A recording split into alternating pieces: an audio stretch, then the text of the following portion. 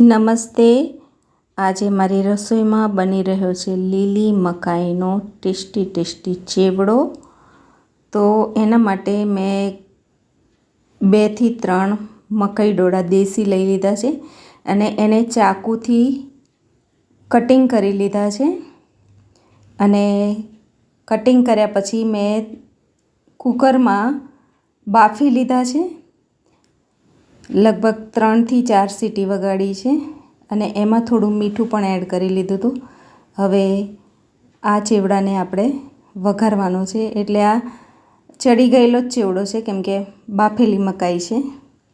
અને આ ચેવડો તમે ચાહો તો અડધો ક્રશ કરીને અને અડધા આખા દાણા એ રીતે પણ કરી શકો છો, પણ મને આખા દાણા પસંદ છે એટલે હું એ રીતનો ચેવડો બનાવું છું. તો તેલમાં જીરું, હિંગ, આદુ મરચાંની પેસ્ટ એડ કરી લીધી છે અને આદુ મરચાં સરસ ચડી જાય ત્યારે એમાં હળદી પાવડર અને જે આપણે બાફેલા મકાઈના દાણા છે એને એડ કરી લીધા છે. તો આ રીતે સરસ એને મિક્સ કરી લેવાનું છે. અને બાફેલી છે એટલે તૈયાર થતાં બહુ જ ઓછો ટાઈમ લાગે છે.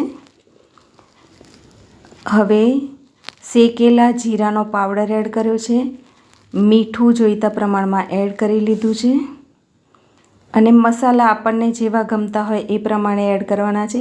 આ છે આમચૂર પાવડર અને થોડું લીંબુનો રસ પણ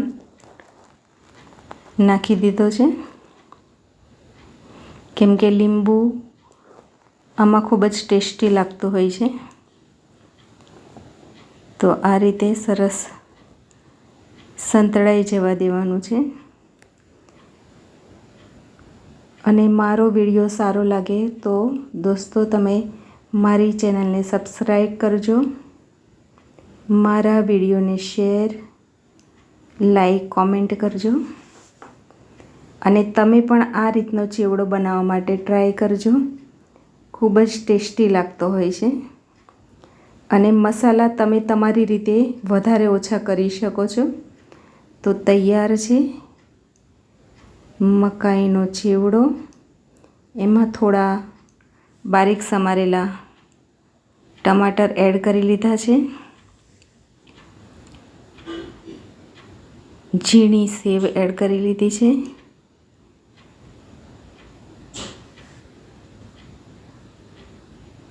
અને ધાણા પણ એડ કરી લીધા છે. Thank you.